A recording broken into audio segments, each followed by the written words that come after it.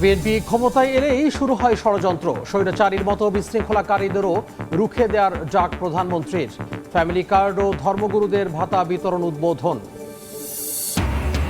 বাংলাদেশ নিয়ে আর কাউকে ছিনিমিনি খেলতে দেওয়া হবে না, হুঁশিয়ারি আইনমন্ত্রীর। নতুন করে ফ্যাসিবাদের উত্থান ঠেকাতে সবাইকে সজাগ থাকার আহ্বান রিজভির। লোডশেডিংয়ে ধুঁকছে চা শিল্প। মৌলভীবাজারে পাতা প্রক্রিয়াজাতকরণ ব্যাহত, গুণগত মান নষ্ট হওয়ার আশঙ্কা। বিকল্প জ্বালানি ব্যবহারে বাড়ছে উৎপাদন খরচ। চট্টগ্রাম বন্দরের বহির্নোঙরে জাহাজ থেকে পড়ে নিখোঁজ বাংলাদেশি নাবিক। উদ্ধারে নৌবাহিনী, কোস্ট গার্ডের অভিযান। বরগুনায় নদীতে ডুবল স্কুল ছাত্রী। এবং ৮ বছর পর সিলেটে ফিরছে বিদেশি এয়ারলাইন্স। সেপ্টেম্বর থেকে মাস্কাট রুটে চলবে সরাসরি ফ্লাইট। সহজ হবে যাতায়াত, ব্যবসা বাণিজ্য ও পর্যটন বাড়ার আশা।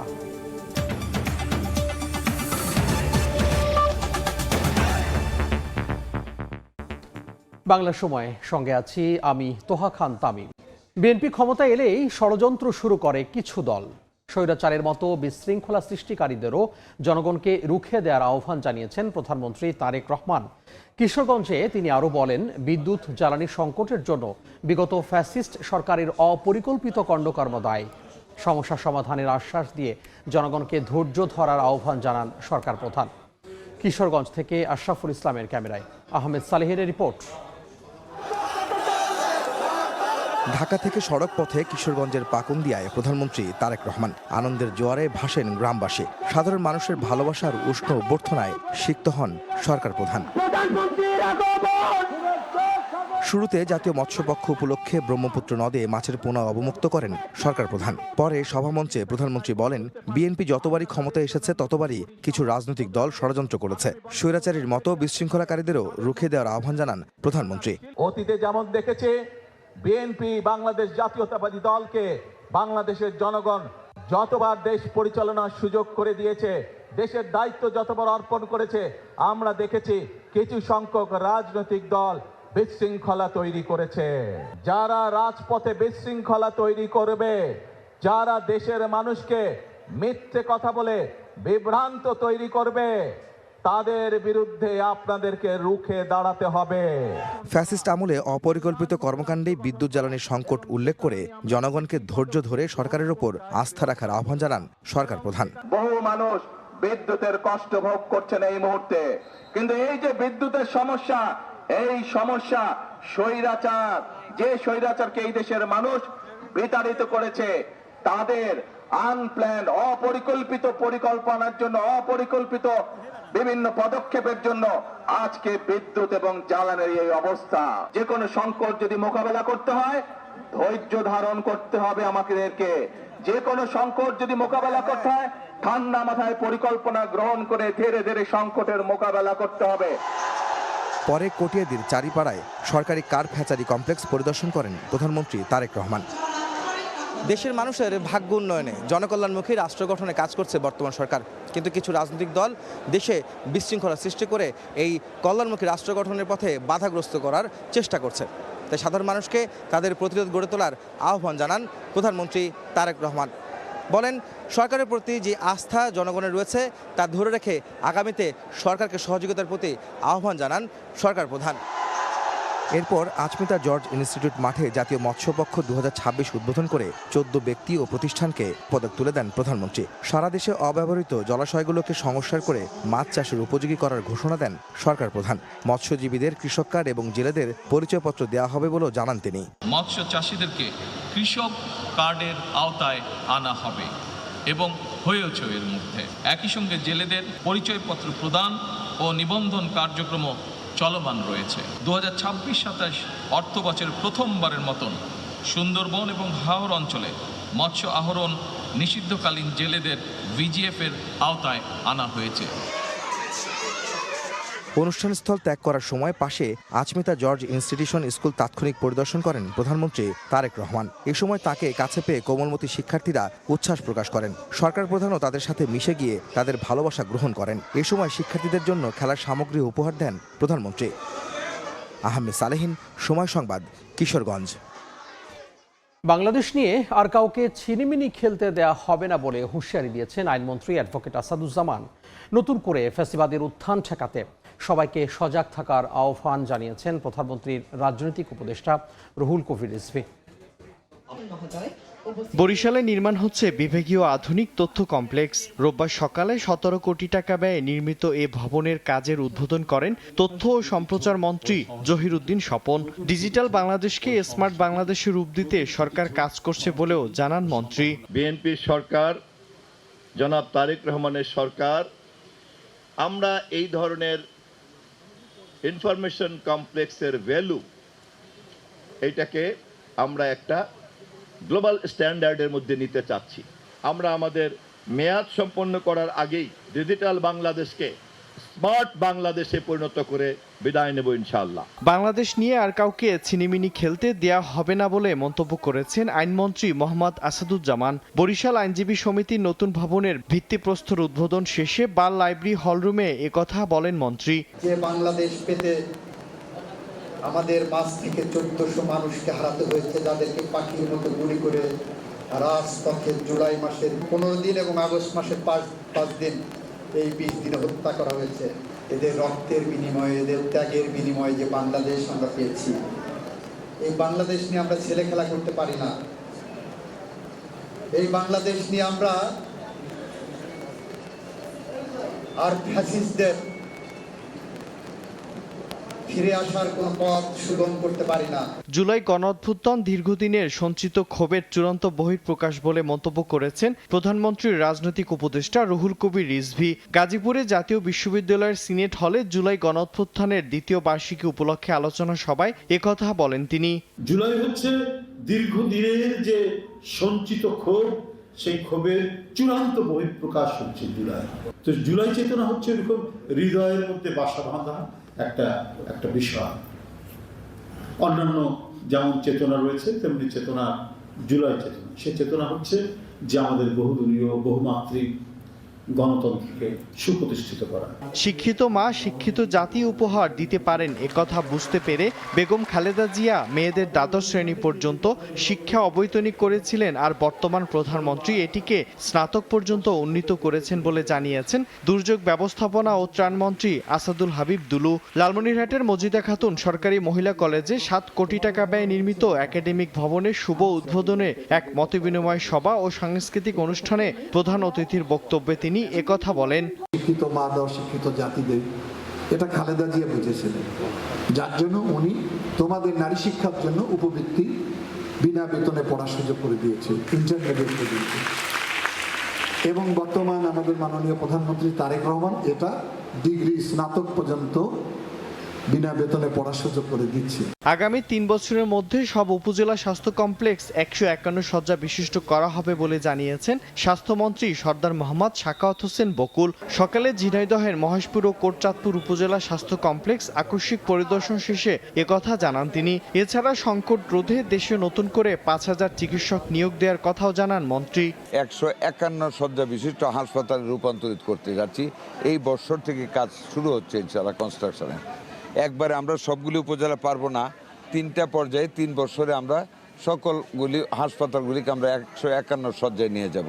আরও 2500 নার্স এবং 2500 টেকনিশিয়ানের জন্য দরখাস্ত যাচ্ছে, ওইটাও পাবো। প্রত্যেকটা উপজেলায় আমরা আরও পর্যাপ্ত পরিমাণে ডাক্তার আগামী 6 মাস পর থেকে আমরা দেওয়া শুরু করবো ইনশাআল্লাহ। প্রাথমিক শিক্ষার মান উন্নয়নে সরকার ধারাবাহিকভাবে কাজ করছে বলে জানিয়েছেন প্রাথমিক ও গণশিক্ষা প্রতিমন্ত্রী ববি হাজ্জাজ। ময়মনসিংহের নেপ মিলনায়তনে এক অনুষ্ঠানে অংশগ্রহণ শেষে একথা বলেন তিনি।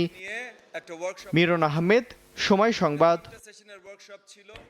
বাংলা সময় আরও থাকছে।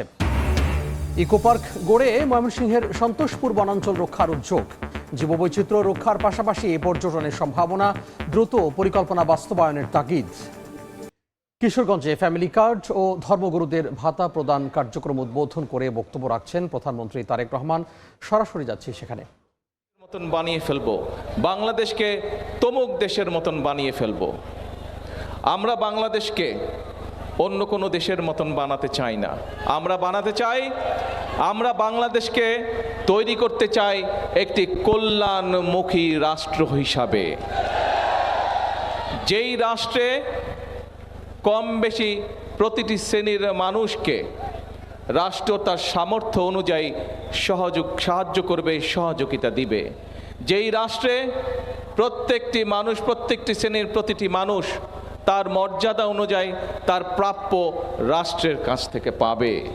প্রিয় ভাই বোনেরা, সেজন্যই আপনারা দেখেছেন যে আমরা নির্বাচনের আগে বলেছিলাম আমরা দেশে ফ্যামিলি কার্ড দিতে চাই পরিবারের নারী প্রধানকে। কেন? এই জন্য আমরা দিতে চাই যে আমরা বিশ্বাস করি যে পরিবারের নারী বা সমগ্র বাংলাদেশের জনসংখ্যার অর্ধেক হচ্ছে নারী, তাদেরকে পেছনে ফেলে কখনো দেশ এগিয়ে যেতে পারে না। এবং সে কারণেই দেখেছেন দেশনেত্রী বেগম খালেদা জিয়া যখন রাষ্ট্র পরিচালনার দায়িত্বে ছিলেন, তিনি নারীদের শিক্ষা ব্যবস্থা বিনামূল্যে করে দিয়েছিলেন ইন্টারমিডিয়েট পর্যন্ত। বর্তমান সরকার আমরা সিদ্ধান্ত গ্রহণ করেছি দেশনেত্রী খালেদা জিয়ার সেই পলিসিকে আমরা সামনে এগিয়ে নিয়ে যাব। আমরা তাদেরকে অনার্স পর্যন্ত বিনামূল্যে পড়ালেখার সুযোগ করে দিব নারীদেরকে। এবং শুধু তাই নয়, পাশাপাশি যারা ভালো রেজাল্ট করবে তাদেরকে আমরা সরকার থেকে বৃত্তির ব্যবস্থা করব। অর্থাৎ বাংলাদেশের নারী যে সমাজ, অর্ধেক জনগোষ্ঠী, তাদেরকে আমরা এম্পাওয়ার্ড, অর্থাৎ তাদেরকে আমরা শিক্ষিত করতে চাইছি। একই সাথে শুধু শিক্ষিত করলে হবে না, এই নারীদেরকে আত্মনির্ভরশীল করে গড়ে তুলতে হবে। সেটি গ্রামে থাকুক, ইউনিয়নে থাকুক, উপজেলা থাকুক, যেখানেই থাকুক না কেন একজন নারী তাকে আত্মনির্ভরশীল হতে হবে। এবং সে কারণে আমরা ফ্যামিলি কার্ডের পরিকল্পনা গ্রহণ করেছি। আমি এই যে আজকে আপনাদের সামনে কয়েকজন আমার হাত থেকে ফ্যামিলি কার্ড নিয়ে গেলেন, আমি তাদেরকে জিজ্ঞেস করলাম এই ফ্যামিলি কার্ডের অর্থ দিয়ে আপনি কি করবেন। সেই সকল মা বোনেরা আমাকে উত্তর দিয়েছে। কেউ বলেছে যে সন্তানদের লেখাপড়া যাতে সঠিকভাবে হয় এই টাকা তার জন্য খরচ করব। কেউ বলেছে যে বয়স হয়ে গেছে, আমি ওষুধ কিনতে পারি না, এটা দিয়ে আমি ওষুধ কিনবো। কেউ বলেছে সংসারের আয় রুজি বাড়ানোর জন্য ছোট করে একটি পুঁজি বিনিয়োগ করব এখান থেকে। অর্থাৎ সংসারকে সুন্দরভাবে শক্তিশালী ভিত্তির উপরে গড়ে তুলবে, সন্তানদের লেখাপড়া, নিজেরকে সুস্থ রাখা, একই সাথে তাকে পুরো পরিবারকে অর্থনৈতিকভাবে ধীরে ধীরে একটি শক্তিশালী ভিত্তির উপর প্রতিষ্ঠিত করা। অর্থাৎ এই নারীদেরকে আমরা সামনে আত্মনির্ভরশীল গড়ে তোলার জন্য শিক্ষা এবং অর্থের ব্যবস্থা করেছি।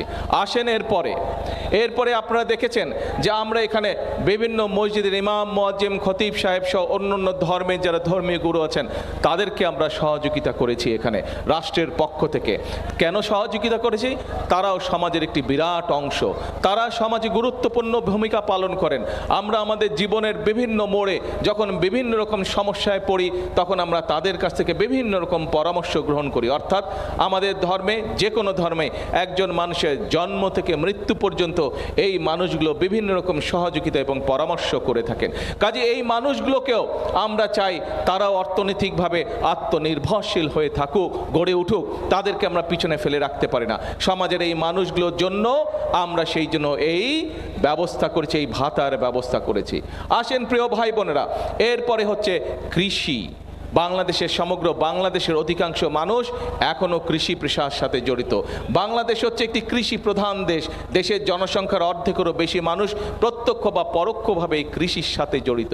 আমরা নির্বাচনের সময় বলেছিলাম যে ঠিক ফ্যামিলি কার্ডের মতন আমরা এই দেশের কৃষক ভাইদের পাশে দাঁড়াতে চাই, তাদেরকে আমরা রাষ্ট্রের পক্ষ থেকে সহযোগিতা করতে চাই যাতে করে আমাদের কৃষক ভাইরা ধীরে ধীরে শক্তিশালী অর্থনৈতিক ভিত্তির উপরে গড়ে উঠতে পারে, যাতে করে তারা আত্মনির্ভরশীল হতে পারে অর্থনৈতিকভাবে। সেই জন্য আমরা তাদেরকে কৃষক কার্ড দেওয়ার পরিকল্পনা গ্রহণ করেছি এবং এই পরিকল্পনা আমরা এর মধ্যে বাস্তবায়নেরও কাজ শুরু করেছি। শুধু তাই নয়, আপনাদের নিশ্চয়ই মনে আছে, আপনারা অনেকেই জানেন, আমরা নির্বাচনের আগে বলেছিলাম যে আল্লাহর রহমতে বিএনপি সরকার গঠন করতে সক্ষম হলে বাংলাদেশে যে সকল কৃষক ভাইদের কৃষি ঋণ 10,000 টাকা পর্যন্ত আছে, সেই কৃষি ঋণ আমরা 10,000 টাকা পর্যন্ত কৃষি ঋণ সুদসহ মৌকুফ করব। আল্লাহর রহমতে সরকার গঠন করার পরে আমরা প্রথম সপ্তাহে মন্ত্রী পরিষদের বৈঠকে বাংলাদেশের 13 লক্ষ কৃষক যাতে 10,000 টাকা পর্যন্ত কৃষি ঋণ ছিল সেটি আমরা মৌকুফ করেছি। প্রিয় ভাই বোনেরা, এরপরে আসুন তরুণ সমাজ বা শিক্ষার্থী আমাদের সন্তানদের লেখাপড়ার বিষয়। এখন যারা ছোট আছে, স্কুলে যারা আছে, কলেজে যারা আছে, এই ছেলে মেয়েগুলোর মধ্যে এই সন্তানদের ভিতরে অনেকে আছে লেখাপড়ায় ভালো, অনেকে আছে বিভিন্ন রকম কালচারাল অ্যাক্টিভিটিসে ভালো, কেউ হয়তো ভালো গান করে, কেউ হয়তো ভালো কবিতা আবৃত্তি করে, কেউ হয়তো ভালো কেরাত পাঠ করে। এদের মধ্যে অনেকেই আছে, কেউ হয়তো ফুটবল ভালো খেলে, কেউ হয়তো ক্রিকেট ভালো করে।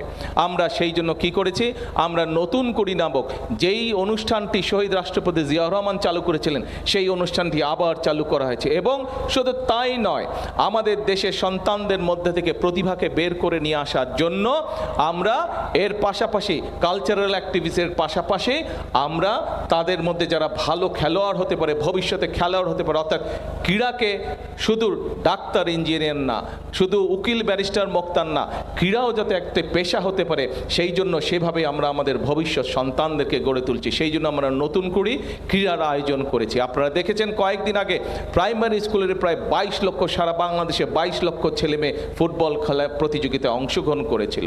প্রিয় ভাই বোনেরা, সন্তানদের লেখাপড়া করার জন্য আমরা বলেছি তাদের পুরা সিলেবাস আমরা এমনভাবে তৈরি করতে চাইছি, যেই সিলেবাস তৈরি করলে একটা ছেলে যখন, একটা মেয়ে যখন ক্লাস 1-এ ভর্তি হবে এবং ক্লাস 12 ইন্টারমিডিয়েট পড়া শেষ করবে, তখন যাতে সে আত্মনির্ভরশীল হতে পারে। শুধু পড়ালেখা না, পড়ালেখার পাশাপাশি পড়ালেখা যখন শিখবে, যেমন শিখবে সে ঠিক একইভাবে সে বিদেশি 2টা ভাষায় কথা বলতে পারবে। সে একই সাথে খেলায় কোনো না কোনো মিনিমাম একটি খেলার মধ্যে সে এক্সপার্ট হতে পারবে। সে কোনো না কোনোভাবে একটি কালচারাল লাইনে এক্সপার্ট হতে পারবে। অর্থাৎ একটি সন্তানকে আমরা পরিপূর্ণ মানুষ হিসাবে তৈরি করতে পারি, যেই মানুষটি দেশেই হোক অথবা বিদেশেই হোক সে আত্মনির্ভরশীল হয়ে গড়ে উঠবে। অর্থাৎ আমরা বিএনপি বিশ্বাস করি যে আমরা যদি দেশকে উন্নতি করতে চাই, তাহলে মানুষকে কখনো পিছনে রেখে বা মানুষকে সঠিকভাবে যদি আমরা তৈরি করতে না পারি, দেশকে এগিয়ে নিয়ে যেতে পারা যাবে না। আমরা যতই বড় স্লোগান দেই না কেন, যত বড় স্লোগান আমরা দেই না কেন, মানুষকে যদি আমরা প্রত্যেকটি নাগরিককে, দেশের প্রত্যেকটি নাগরিককে যদি আমরা আত্মনির্ভরশীল হিসেবে গড়ে তুলতে না পারি, দেশের প্রত্যেকটি নাগরিককে যদি অর্থনৈতিকভাবে আমরা আত্মনির্ভরশীল করে গড়ে তুলতে না পারি, তাহলে কখনোই আমরা দেশকে গড়ে তুলতে পারবো না। প্রিয় ভাই বোনেরা, আপনারা এখানে দেখেছেন অনেক মানুষ, এই যে এখানে একজন মানুষ একটু আগে, একজন ডিসেবল মানুষ, সে বক্তব্য দিয়ে গেছে যে তাকে আমরা একটি চাকরির ব্যবস্থা করে দেওয়া হচ্ছে সরকারের পক্ষ থেকে। আপনারা দেখেছেন আরও অনেকগুলো মানুষ এখানে গিয়েছে, তারা বিভিন্নভাবে, কেউ অসুস্থ, কেউ অন্যভাবে শারীরিক প্রতিবন্ধকতা আছে। আপনারা দেখেছেন আমরা মেধাবী বিভিন্ন ছাত্রছাত্রীদেরকে রাষ্ট্রের পক্ষ থেকে সহযোগিতা করেছি। অর্থাৎ সমাজের প্রত্যেকটি শ্রেণী পেশার মানুষকে আমরা রাষ্ট্রের সহযোগিতা পৌঁছে দিতে চাচ্ছি, যাতে করে তারা ধীরে ধীরে বেড়ে উঠতে পারে, যাতে করে তারা আত্মনির্ভরশীল হয়ে গড়ে উঠতে পারে। প্রিয় ভাই বোনেরা, কয়টি রাস্তা তৈরি করে, কয়টি বিল্ডিং তৈরি করে আমরা বলতে চাই না যে আমরা অমুক দেশ বানিয়ে ফেলেছি, আমরা তমুক দেশ বানিয়ে ফেলেছি। আমরা বলতে চাই আমাদের রাজনীতি হচ্ছে, বাংলাদেশ জাতীয়তাবাদী দলের রাজনীতি হচ্ছে এই দেশের মানুষকে ঘিরে। বাংলাদেশ জাতীয়তাবাদী দলের রাজনীতি হচ্ছে এই দেশের জন্য রাজনীতি। সেই জন্যই আপনারা দেখেছেন, এই যে একটু আগে আমি বললাম যে বাংলাদেশের অধিকাংশ মানুষ প্রত্যক্ষ বা পরোক্ষভাবে কৃষির সাথে জড়িত। সেজন্যই আপনারা দেখেছেন আজকে কৃষকদের শুধু সুবিধার জন্য নয়, একই সাথে দেশের মানুষের পানির সরবরাহ সুবিধার জন্য আপনারা দেখেছেন আমরা খাল খনন কর্মসূচি শুরু করেছি। খাল খনন কর্মসূচির মাধ্যমে একদিকে যেরকম সেচের পানির ব্যবস্থা আমরা করেছি, একইভাবে গ্রামে গঞ্জে বসবাস করে মানুষগুলো যাতে পানির অভাবে কষ্ট না পায়, সেই জন্য সারা দেশে ইনশাল্লাহ আগামী 20 বছর আমরা 20,000 কিলোমিটার খাল খনন করব। আপনারা নিশ্চয়ই প্রিয় ভাই বোনেরা দেখেছেন যে গতকাল আমরা প্রায় 1,23,000 শিক্ষক, সেটি প্রাইমারি, সেকেন্ডারি সহ বিভিন্ন স্কুল কলেজের শিক্ষক যারা গত 4 বছর ধরে 2022 সালের পরে থেকে তারা তাদের অবসর ভাতা পায় নাই, সেই টাকাটা 9-6 ভাবে বিগত স্বৈরাচারের সময় সেই টাকাটাকে বিভিন্নভাবে আত্মসাৎ করা হয়েছিল। এই আপনাদের সরকার, বিএনপি সরকার গঠন করার পরে গতকাল আমরা 1,23,000 শিক্ষকদেরকে আমরা তাদের পেনশনের ব্যবস্থা করে দিয়েছে, তাদের অবসর ভাতার। একটি বড় অংশ তাদের কাছে পৌঁছে দিচ্ছি। অর্থাৎ আমাদের লক্ষ্যই হচ্ছে দেশের জন্য কাজ করা, আমাদের লক্ষ্য হচ্ছে দেশের মানুষের জন্য কাজ করা, আমাদের লক্ষ্য হচ্ছে দেশের মানুষের ভাগ্যের পরিবর্তন, আমাদের লক্ষ্যই হচ্ছে দেশের ভাগ্যের পরিবর্তন। দেশের মানুষের ভাগ্যের পরিবর্তন করতে পারলেই একমাত্র দেশের ভাগ্যের পরিবর্তন করা যাবে। প্রিয় ভাই বোনেরা, এটাই হচ্ছে আমাদের রাজনীতি। যেই রাজনীতি আপনাকে আত্মনির্ভরশীল হতে সাহায্য করবে সেটাই হচ্ছে আমাদের রাজনীতি।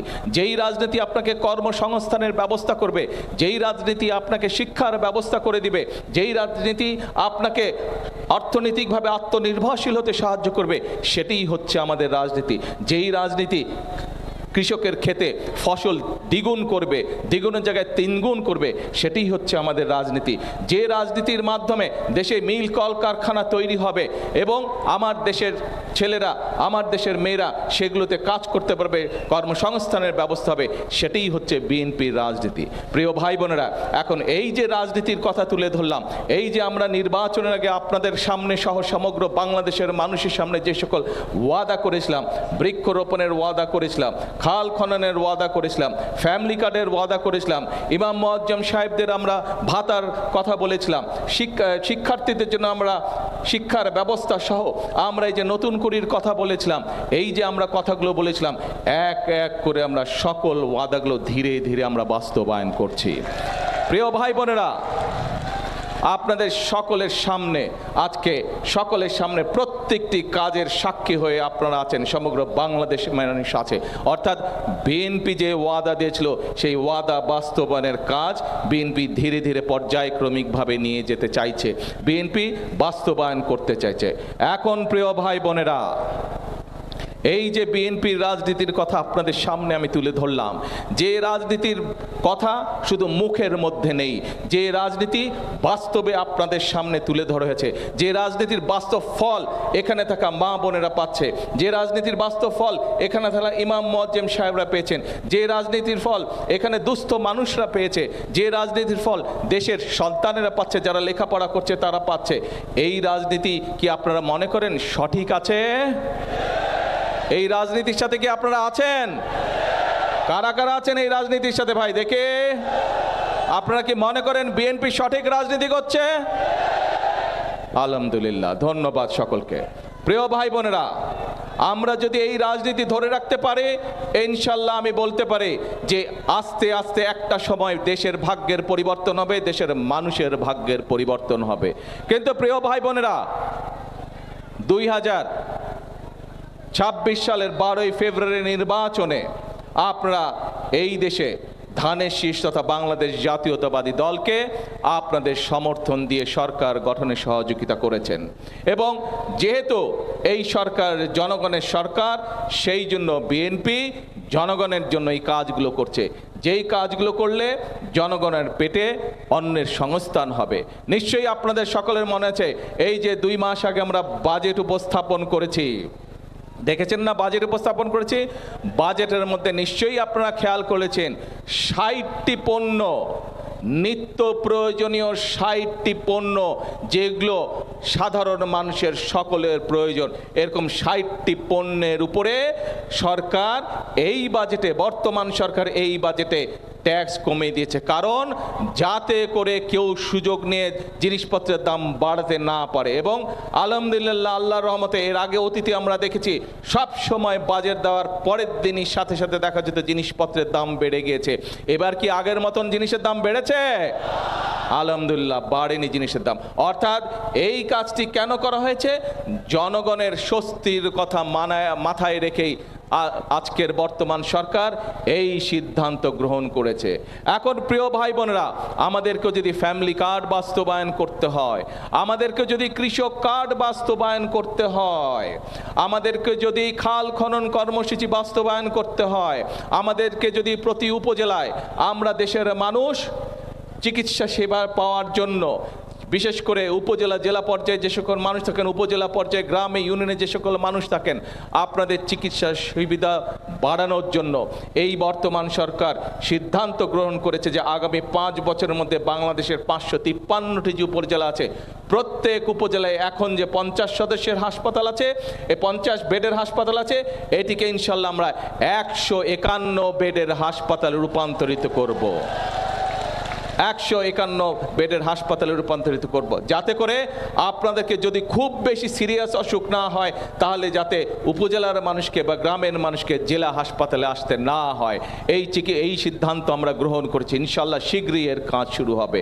এখন প্রিয় ভাই বোনেরা, এই যে যদি দেশের মানুষের স্বাস্থ্য সেবা নিশ্চিত করতে হয়, এই হাসপাতালগুলোকে যদি তৈরি করতে হয়, ফ্যামিলি কার্ড যদি সারা বাংলাদেশে 4 কোটি পরিবার, বিশেষ করে গ্রামে গঞ্জে খেটে খাওয়া মানুষের দুস্থ গরিব পরিবার, তাদের নারী প্রধানদের কাছে যদি পৌঁছে দিতে হয়, যদি ইমাম মুয়াজ্জিম সাহেবদের কাছে তাদের ভাতার ব্যবস্থা পৌঁছে দিতে হয়, যদি আমাদের ছাত্রছাত্রীদেরকে সঠিকভাবে পোশাক আমরা পৌঁছে দিতে চাই, নতুন বইয়ের সাথে যে আমরা প্রাইমারি স্কুলের বাচ্চাদেরকে 1,20,00,000 বাচ্চাকে যে আমরা পোশাকের ব্যবস্থা করেছি, সেইটি যদি পৌঁছে দিতে হয়।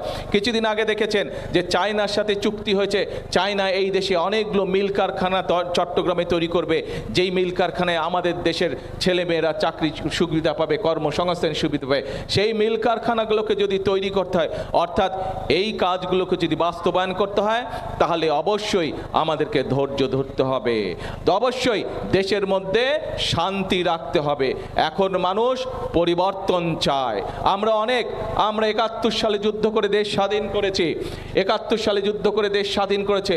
পরবর্তীতে বিভিন্ন সময় গণতন্ত্র যখনই হুমকির মুখে পড়েছে, জনগণ রাজপথে নেমে এসেছে, আন্দোলন করেছে, বারে বারে গণতন্ত্রকে রক্ষা করে ফিরিয়ে নিয়ে এসেছে। প্রিয় ভাই বোনেরা, এখন হচ্ছে আমাদের দেশ গঠন করার সময়। যদি এই কাজগুলো, এই যে একটু আগে আমি বললাম যে রাজনীতির কথা আপনাদের সামনে আমি তুলে ধরলাম, আপনারা প্রত্যেকটি মানুষ হাত তুলে সমর্থন জানিয়েছেন যে এই রাজনীতির আপনারা বাস্তবায়ন চান। যেহেতু বাংলাদেশের জনগণ এই রাজনীতির বাস্তবায়ন চায়, প্রিয় ভাই বোনেরা, আজ এই দেশের মালিক হচ্ছে এই বাংলাদেশের 20 কোটি মানুষ। কাজে এই 20 কোটি মানুষকে আজকে সচেতন থাকতে হবে, 20 কোটি মানুষকে আজকে সতর্ক থাকতে হবে, যাতে এই যে বিএনপির যে রাজনীতি আপনাদের সামনে বললাম, এই রাজনীতিতে যাতে কেউ ব্যাঘাত ঘটাতে না পারে। আমরা কি সকলে সতর্ক থাকব? আমরা কি সকলে চোখ কান খোলা রাখব? ইনশাআল্লাহ। প্রিয় ভাই বোনেরা, যদি এই রাজনীতির ধারা আমাদেরকে অব্যাহত রাখতে হয়, যে রাজনীতির ধারা অব্যাহত থাকলে দেশের মানুষের ভাগ্যের পরিবর্তন ঘটবে। যদি আমাদেরকে সেই রাজনীতি অব্যাহত রাখতে হয়, যে রাজনীতির ধারা অব্যাহত থাকলে দেশের ভাগ্যের পরিবর্তন ঘটবে, তাহলে অবশ্যই আমাদেরকে সতর্ক থাকতে হবে। দেশে অনেক বিভ্রান্তকারী আছে, অনেক রটনাকারী আছে, এদের ব্যাপারে আমাদেরকে সতর্ক থাকতে হবে। দেখতে হবে এরা অতীতে কি করেছে, সেই অতীত বিবেচনা করে তাদেরকে আমাদেরকে চোখে চোখে রাখতে হবে। সেই অতীত বিবেচনা করেই আমরা ভবিষ্যতে তারা কি করছে সেদিকে আমাদেরকে নজর রাখতে হবে। আমরা দেখেছি 71-এ তাদের ভূমিকা কি ছিল, আমরা দেখেছি 86 সালে তাদের ভূমিকা কি ছিল, আমরা দেখেছি 96 সালে তাদের ভূমিকা কি ছিল, আমরা দেখেছি বিগত 17 বছরের জনগণের যে আন্দোলন, সেই আন্দোলনে তাদেরকে আমরা রাজপথে দেখিনি। দেখেছিলেন আপনারা? আন্দোলনে বিএনপি সহ বিএনপির সাথে যেই রাজনৈতিক দলগুলি মাঠে ছিল, তাদেরই নেতাকর্মীরা অত্যাচার নির্যাতনের শিকার হয়েছে, গুম খুনের শিকার হয়েছে। আজকে যারা বড় বড় কথা বলছে, যারা বলছে জনগণকে যারা বিভ্রান্ত করার চেষ্টা করছে বিএনপি সরকারের বিরুদ্ধে, তাদেরকে আমরা রাজপথে বিগত 17 বছর দেখি নাই। আজকে এরা সংস্কার কথা বলছে। বিএনপি 2022 সালে সংস্কারের কথা বলেছে। কোথায় ছিলেন তখন আপনারা সংস্কার নিয়ে? সংস্কার এই দেশে সবচেয়ে প্রথম সংস্কার বিএনপি তথা খালেদা জিয়ার নেতৃত্বে এই সংস্কারের প্রস্তাবনা এই দেশের মানুষের সামনে উপস্থাপন করা হয়েছে। কাজে প্রিয় ভাই বোনেরা, আজকে এখন সময় এসেছে দেশকে আমাদের স্থিতিশীল রাখতে হবে। কোনো বিভ্রান্তকারীর কথায় বিভ্রান্ত হলে চলবে না। বিভ্রান্তকারীরা যদি বিভ্রান্ত করতে আসে অতীতের মতন, তাদেরকে সমুচিত জবাব দিতে হবে যে তোমাদের অতীত আমরা দেখেছি, তোমাদের অতীত আমরা জানি, তোমরা অতীতে কি করেছো, কাজে তোমাদের কথায় আমরা কান দিব না। আমাদেরকে ফ্যামিলি কার্ডের বাস্তবায়ন করতে হবে, কৃষক কার্ডের বাস্তবায়ন করতে হবে, ইমাম মুয়াজ্জিম সাহেবদের যে ভাতা সেটির বাস্তবায়ন করতে হবে। আমাদের ভবিষ্যৎ সন্তানদেরকে আমাদের সঠিকভাবে গড়ে তুলতে হবে যাতে তারা মানুষের মতন মানুষ হতে পারে। আমার দেশের কৃষি ব্যবস্থাকে গড়ে করতে হবে, দেশে মিল কলকারখানা তৈরি করতে হবে যাতে দেশের বেকার যুবকরা, বেকার তরুণীরা যাতে সেখানে কর্মসংস্থানের ব্যবস্থা করতে পারে। অর্থাৎ আমাদেরকে এই কাজগুলো বাস্তবায়ন করতে হবে, তাহলেই আমরা সামনের দিকে এগিয়ে যেতে পারবো। প্রিয় ভাই বোনেরা, আজকের এই অনুষ্ঠানে একটু পরে মাগরিবের আজান দিবে, আর কথা বলবো না। আসুন কিশোরগঞ্জে বক্তব্য রাখছেন প্রধানমন্ত্রী তারেক রহমান। তার বক্তব্যের সম্পূর্ণ অংশ সরাসরি দেখতে ভিজিট করুন সময় টিভির ফেসবুক পেজে। বিদ্যুৎ বিভ্রাটে মৌলভীবাজারে ব্যাহত হচ্ছে চা পাতা প্রক্রিয়াজাতকরণ ও উৎপাদন। কারখানাগুলোর উৎপাদন খরচ বাড়ার পাশাপাশি গুণগত মান নষ্ট হওয়ার আশঙ্কা দেখা দিয়েছে। তবে শিগগিরই সংকট কেটে যাওয়ার আশা বিদ্যুৎ বিভাগের। শাহ অলিদুর রহমানের পাঠানো তথ্য ও মোহাম্মদ ইয়ারুপ আহমেদের ছবিতে রিপোর্ট। দিনের বেশিরভাগ সময় বন্ধ থাকছে কারখানার মেশিন। মৌলভীবাজারে বিদ্যুতের আসা যাওয়ার খেলার প্রভাব পড়েছে চা পাতা প্রক্রিয়াজাতকরণ ও উৎপাদনের উপর। শ্রমিকরা জানান, বাগান থেকে কচি পাতা তোলার পর সরাসরি নেওয়া হয় কারখানায়। নির্দিষ্ট তাপমাত্রায় দ্রুত মেশিনের মাধ্যমে কচি পাতা কয়েক ধাপে প্রক্রিয়াজাত করতে হয়। পরে রোলিং মেশিন দিয়ে পাতাকে সম্পূর্ণভাবে ভেঙে গুঁড়ো করে আবারও শুকানোর কাজ করা হয়। এইসব ধাপ সম্পূর্ণ করতে গেলে নিরবিচ্ছিন্ন বিদ্যুৎ প্রয়োজন। অথচ সম্প্রতি ঘন ঘন বিদ্যুৎ বিভ্রাট ও লোডশেডিং এর কবলে জেলার ছোট বড় 93টি চা বাগান। ঠিকমতো সচল রাখা যাচ্ছে না কারখানা। প্রসেসিং করার সময় বারবার ঘন ঘন বিদ্যুৎ লোডশেডিং হচ্ছে। ওভারলোডের কারণে মোটর জ্বলে যায়, কারেন্ট যাওয়ার পরে জাম লাগার কারণে, লোডশেডিং এর কারণে সেই ওয়েদারিংটা ঠিক মতো করা যায় না। বিদ্যুতের কারণে, সংকটের কারণে আমাদের কস্টিংটা অনেক বেড়ে গেছে। জেনারেটর দিয়ে, ডিজেলের খরচ দিয়ে পোষানো সম্ভব হচ্ছে না। চায়ের গুণগত মান রক্ষা করতে চাই এবং ভালো দাম পেতে চাই, আমাদেরকে আসলে বিদ্যুৎ সংকট থেকে বেরিয়ে আসতে হবে। উৎপাদন স্বাভাবিক রাখতে কারখানাগুলোয় খরচ দ্বিগুণ বেড়েছে। পাশাপাশি সময় মতো শুকনো ও প্রক্রিয়াজাত না হওয়ায় উৎপাদিত চায়ের গুণগত মানও পড়ে যাচ্ছে। লোডশেডিং চা উৎপাদন ব্যাহত হচ্ছে, এতে গিয়ে কোয়ালিটিও খারাপ হচ্ছে। হয়তো যাদের জেনারেটর আছে, গ্যাস জেনারেটর, ডিজেল জেনারেটর আছে, তাদের হয়তো কিছুটা কাভার করে। এ অবস্থায় দ্রুতই সমস্যা সমাধানে কাজ চলছে জানায় স্থানীয় বিদ্যুৎ বিভাগ। অথরিটির সাথে যোগাযোগ করছি এবং তাদের কাছ থেকে যে আমরা আশ্বস্ত হয়েছি অতি দ্রুত এটা সমস্যার সমাধান হবে এবং আমরা আশা করি ভালো বিদ্যুৎ সরবরাহ দিতে পারবো। বাংলাদেশ চা বোর্ডের তথ্য মতে চলতি বছরে দেশে 10 কোটি 40 লাখ কেজি চা উৎপাদনের লক্ষ্যমাত্রা নির্ধারণ করা হয়েছে। সময় সংবাদ, মৌলভীবাজার। বাংলা সময় আরও থাকছে। নানা আয়োজনে জাতীয় মৎস্যপক্ষ শুরু। সরকারি পুকুরে মাছের পোনা অবমুক্ত। সফল উদ্যোক্তাদের সম্মাননা ক্রেস্ট ও নগদ অর্থ প্রদান। চট্টগ্রাম বন্দরের বহির্নোঙরে কার্গো জাহাজ থেকে সাগরে পড়ে এক বাংলাদেশি নাবিক নিখোঁজ হয়েছেন। তাকে উদ্ধারে নৌবাহিনী ও কোস্ট গার্ডের যৌথ অভিযান চলছে। শনিবার মধ্যরাতে বন্দরের আলফা ব্যাংকরেজে অবস্থান করা এমভি ক্রিমসন গ্রেস জাহাজ থেকে সাগরে পড়ে নিখোঁজ হন নাবিক ইয়াসিন। বিষয়টি নিশ্চিত করে চট্টগ্রাম বন্দর কর্তৃপক্ষের সচিব সৈয়দ রেফায়েত হামিম জানান, খবর পাওয়ার পরপরই তাকে উদ্ধারে তৎপরতা শুরু হয়। উদ্ধার অভিযানে নৌবাহিনীর 2টি জাহাজ ও একটি সোয়ার্স বোট এবং কোস্ট গার্ডের 2টি জাহাজ ও একটি বোট অংশ নিয়েছে। একই সঙ্গে আশপাশে অবস্থান করা সব জলযানকে উদ্ধার কাজে সহায়তার জন্য চট্টগ্রাম পোর্ট অথরিটির রেডিও থেকে অনবরত ডিএইচএফ বার্তা প্রচার করা হচ্ছে।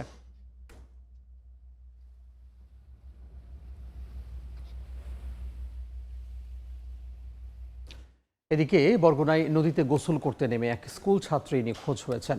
সকালে বরগুনা সদর উপজেলার লতাকাটা খেয়াঘাট এলাকার পায়রা নদীতে এই ঘটনা ঘটে। স্বজনরা জানান, বাবার সঙ্গে ঢাকা থেকে নানাবাড়ি বেড়াতে আসে জুঁই। বাড়ির আরেক স্বজনের সঙ্গে পায়রা নদীতে গোসল করতে যায়। এক পর্যায়ে গভীর পানিতে তলিয়ে যায় সে। খবর পেয়ে নিখোঁজ জুঁইয়ের সন্ধানে নদীতে উদ্ধার অভিযান চালাচ্ছেন ফায়ার সার্ভিস কর্মীরা।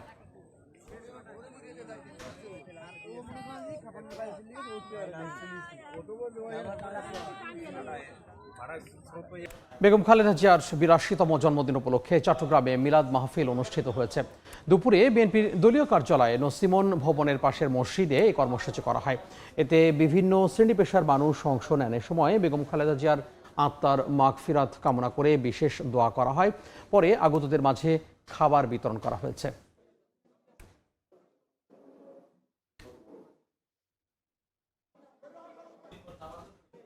কুষ্টিয়ায় সড়ক দুর্ঘটনায় নিহত ও আহতদের পরিবারের মাঝে আর্থিক সহায়তা বিতরণ করা হয়েছে। দুপুরে জেলা প্রশাসকের সম্মেলন কক্ষে সড়ক দুর্ঘটনায় নিহত ৫৫ জনের পরিবারকে জনপ্রতি ৫ লাখ টাকা করে মোট ২,৭৫,০০,০০০ টাকা দেওয়া হয়েছে। গুরুতর আহত ও অঙ্গহানি হওয়া ব্যক্তিদের ৩ লাখ টাকা এবং আহতদের ১ লাখ টাকা করে প্রদান করেন টিআরটির যুগ্ম সচিব মোসাম্মদ মমতাজ বেগম। বাংলা সময় শীর্ষ সংবাদগুলো জানিয়ে দেব আরও একবার। বিএনপি ক্ষমতায় এলেই শুরু হয় ষড়যন্ত্র, স্বৈরাচারীর মতো বিশৃঙ্খলাকারীদেরও রুখে দেওয়ার ডাক প্রধানমন্ত্রীর। ফ্যামিলি কার্ড ও ধর্মগুরুদের ভাতা বিতরণ উদ্বোধন। বাংলাদেশ নিয়ে আর কাউকে ছিনিমিনি খেলতে দেয়া হবে না, হুঁশিয়ারি আইনমন্ত্রীর। নতুন করে ফ্যাসিবাদের উত্থান ঠেকাতে সবাইকে সজাগ থাকার আহ্বান রিজভির।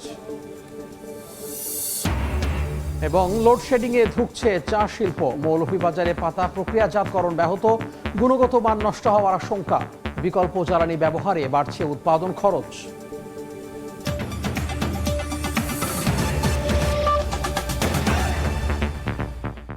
এই ছিল বাংলার সময়। এরপর দেখবেন সন্ধ্যার সময়, সঙ্গে থাকবেন সহকর্মী ইমদাদুল হক। তামিম, আপনাকে ধন্যবাদ। সন্ধ্যার সময় নিয়ে আসছি কিছুক্ষণ পর, সঙ্গে থাকুন সময়।